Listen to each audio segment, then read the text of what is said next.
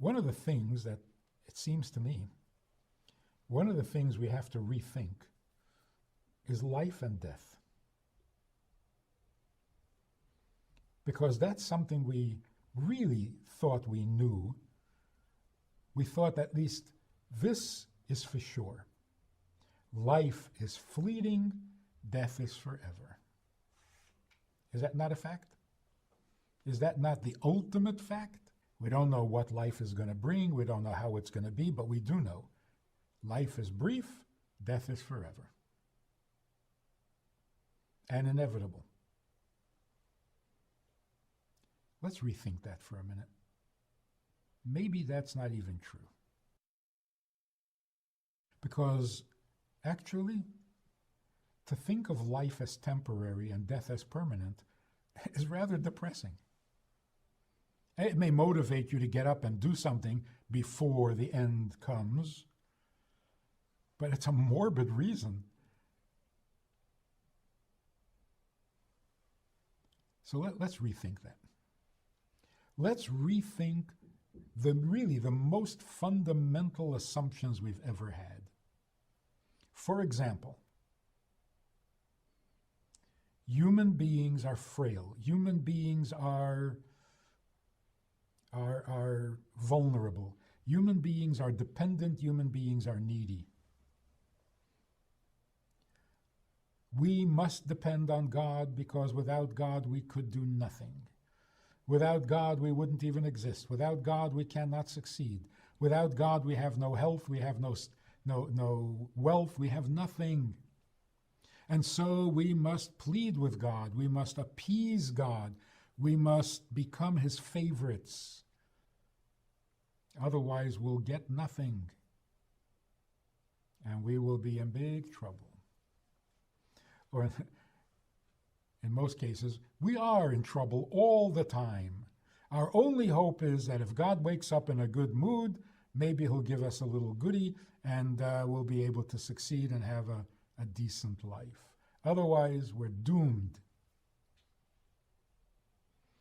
Depending on your philosophy, depending on your religion, it can become more or less depressing, but it's depressing. Can we rethink this? Are we sure that that's even true? Now there's another assumption that we need to rethink. God is perfect, God is invulnerable, God is untouchable, unreachable, unshakable. He is indifferent. Of course, you want his help, you can plead with him, but it doesn't make a difference to him. You're in trouble, you're going to go to hell unless he saves you. So what does it take to get him to save you? But whether you're saved or not doesn't matter to him. So we are needy, he is not. Is that true? It's been a long time that people have believed this, assumed it. Why? Maybe it's not even true. So let's examine this from a human perspective. I'm needy. I'm very needy. I'm vulnerable. I'm weak. I'm frail. I'm bad. I'm in trouble all the time. From the minute I'm born, I'm in trouble. Because, I need to eat, my mother is sleeping. I'm already in trouble. Life stinks. When I need to eat, my mother is sleeping. What kind of life is this? I need more food. I need more clothing. I need more shelter. And I can't get it because I don't have the money. Life stinks. I need to be a saint. I need to be a tzaddik. I need to be perfect. And I can't. All this temptation, all this sin all over the place. I'm doomed. Life stinks.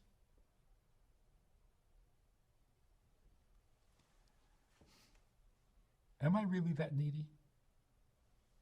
Am I that needy? Well, I didn't ask to be born. I didn't ask to be born. Nobody asks to be born. Nobody cares to be born because nobody needs to be born. I don't need to be born. I'll be perfectly content without it. I wouldn't be missing anything.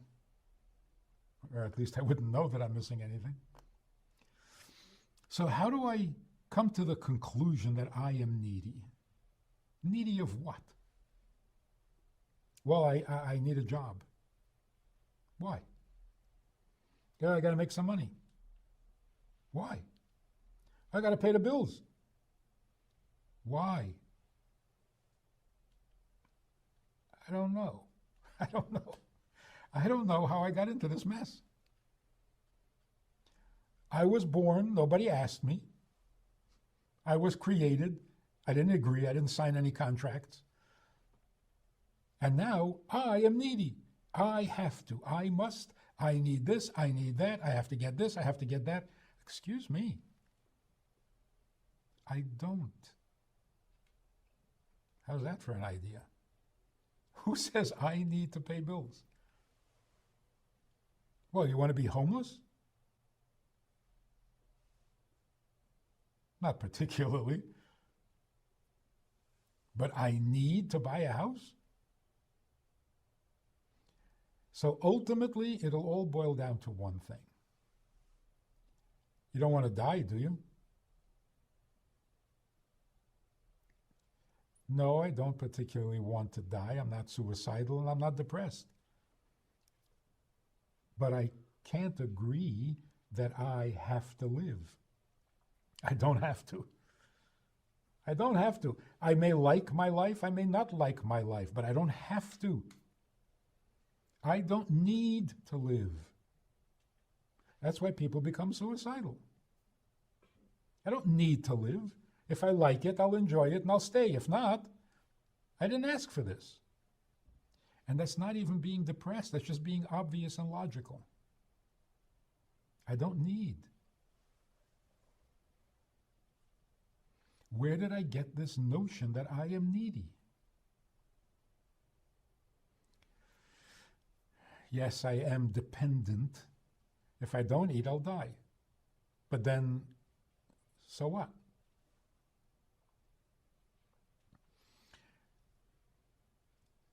The fact that I cannot live without food is not a reason.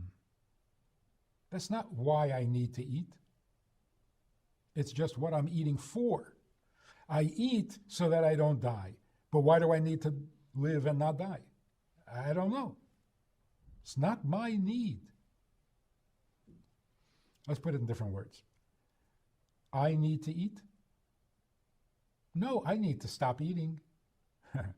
I am dependent on food. I wish I wasn't. I didn't ask for this. I didn't design myself dependent on food. So if somebody had asked me, I would have said no. Why would I live my life with a need to eat every couple of hours? Doesn't make sense to me. I don't like it. And yet you're telling me it's my need? It's not my need. It's a handicap that was imposed on me without my being consulted. So factually, I don't need to eat.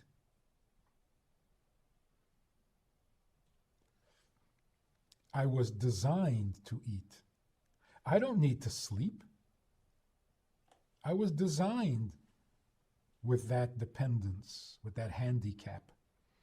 So I really wouldn't call it my need. If you're asking me what my need is to not need to sleep and not need to eat and not need to breathe, because then I would live forever.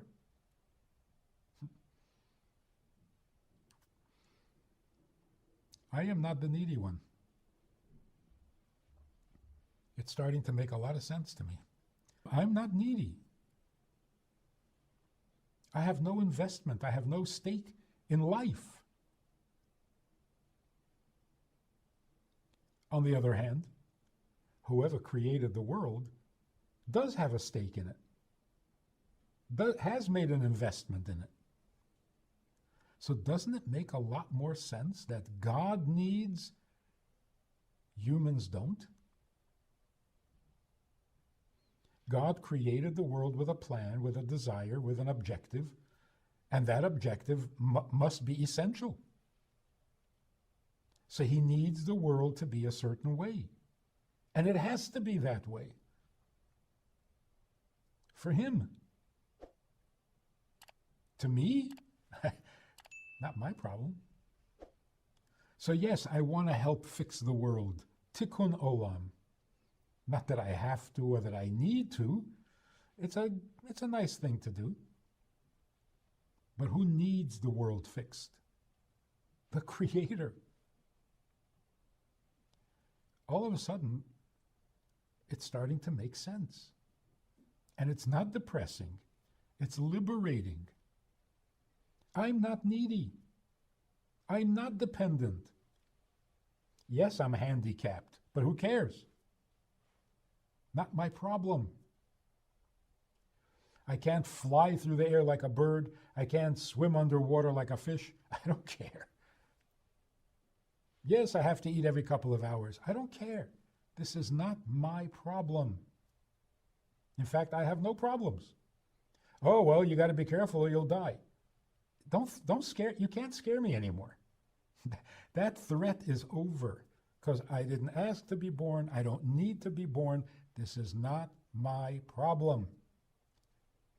I am here because I am needed, not because I am needy. And it turns out that being needed is my greatest pleasure. The greatest pleasure for a human being is to be needed. Because it's the only thing we need.